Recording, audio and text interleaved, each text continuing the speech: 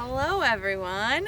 Today we're going to demonstrate how to use a pasture or grazing stick. These are simple and effective tools to help you with your management out in your pastures to figure out what your forage availability is for your livestock and help you determine when you should be rotating your livestock between different paddocks in a grazing plan. So on the pasture stick you have a few different areas. One of the sections you have on here is, this is a yardstick. So essentially it has all of the inches out here, and then if you turn it over here you can see this where it says graze. That section is between 8 to 16 inches, which is the optimal height for your forage grasses or pasture to begin grazing, and that's because they are tall enough that you aren't starting too low and they have enough energy to regrow essentially. And then if you turn it again, you'll see this blacked out part right here, and that part is when it tells you to stop grazing and move your livestock to another pasture. So that section is at about 4 inches, and that 4 inches, grazing below that can be really damaging to your pastures, because in the bottom 3 inches is where all of the starches that help your grasses and grass and legumes to regrow are stored in those bottom 3 to 4 inches. Then we also have a section on here which is a bunch of different random dots that help you determine what your dry matter is. And so we will demonstrate how to go through this as well as how to calculate your dry matter. And then we also have over here we have different grasses and what their estimated pounds of dry matter per acre are, or per acre per inch are on here. First thing we're gonna do is we are going to get an estimate of our pasture height. What you're gonna do to get the average stubble height of your pasture is you're going to take 10 to 12 random measurements. You can either do this in a zigzag or in a diagonal line. The idea is to do it for each of your paddocks to determine what that average is for those specific paddocks. If you aren't currently using a paddock system, you could do it for the whole field if you have something like 1 to 2 acres. So yeah, what we'll do next is we will go through that process. We are walking 10 paces, and then on that 10th pace you're going to put your pasture stick down, bend down, put your hand down but don't push the grass down, and you just want to hover above where the grass hits you and see where on the pasture stick you are. So for this area you're looking at about 3 inches. So we're going to record that for our average, and then we are going to do another 10 paces until we get 10 to 20 different average points for this area. For the next part of this, you're going to estimate your dry matter available. So if you look on here, you can see this grid area that has a lot of these different random little dots. What we're going to do is we're going to find grass in our pasture if we have it that's 6 to 8 inches tall. And we're just going to take this stick and we're going to slide it down through here.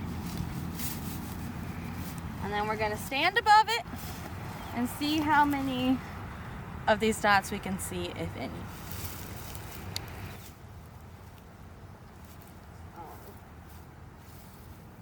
One thing to note about the best time to use the grazing or pasture stick in your fields is during the growing season of the grasses.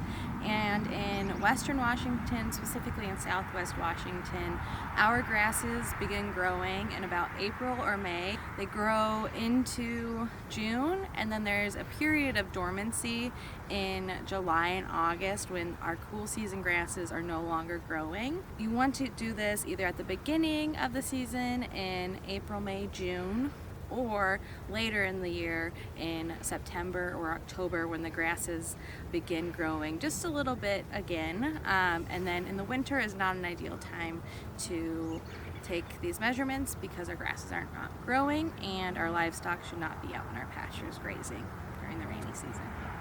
Now that we've used our grazing stick to collect our field data, we're going to use that data to collect available forage in pounds of dry matter in our paddocks, and then use that data to then determine how many total acres we need to support our livestock operation on a 24-hour rotational grazing. So the average grass height that we calculate out in the field ends up being 9 inches, and when we calculate our available forage, we're going to end up subtracting 4 inches of height from this, because those are the 4 inches that we're not going to graze because those growing sugars are stored down there. So we'll take 9 minus 4, and that'll end up being 5 inches. And to figure out the forage yield of our pasture, we'll start with the grass species, and our species was a meadow fescue. And the density that we found out in the field based on this dot graph was 1, 2, 2 dots. And we can use that on our grazing stick to figure out what our forage yield was in pounds of dry matter per acre per inch. So we'll start by looking at our species on this side. There's our meadow fescue. And if we look back over here, we have our stand density based on dots. So we have 1 to 2 dots come down back over to the meadow fescue, and that would be 200 to 250 pounds of dry matter per acre per inch. And we're going to stick with that high end, so the 250.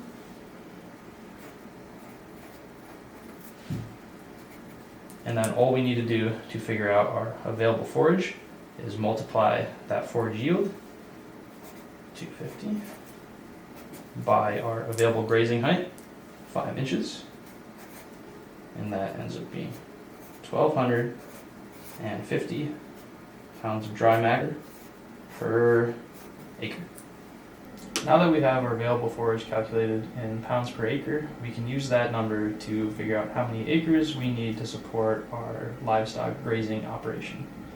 So the first thing we will need to do is figure out how much dry matter our livestock need.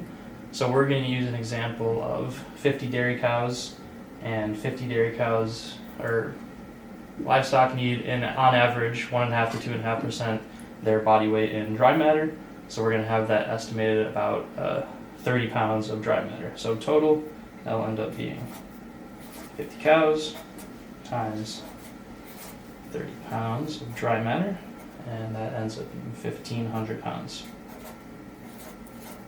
Alright, now that we have that, we can figure out how many acres we need per day for our rotational grazing, and we can simply divide our pounds of dry matter total by our 1,250 pounds per acre of available forage to get 1.2 acres of land per day to support our 50 head of dairy cow for 1 day per paddock. And then we're going to figure out how many acres we need total to be able to rotate these cows every day throughout the spring, just using spring for an example. And the average regrowth for these paddocks during the spring is going to be about 18 days. So we'll have 18 days to regrow those paddocks from forage height that we rotate them out of into a tall enough forage that we can rotate them back right around that 8-inch mark for that forage height. So we'll take our 18 days, multiply that by 1.2 acres, and we will need 21.6 total acres to support 50 dairy cows and provide them with 30 pounds of dry matter per day throughout the spring. So now that you have all the information you need in order to determine your paddock sizes, how much dry matter you're producing out in your pastures, and how big of acreages you need in order to support your livestock herd, you can take your pasture stick and you can head out to your field and take your own measurements throughout the grazing period to figure out your growth rates and your regrowth rates and set up your rotational grazing system. Thanks for joining us.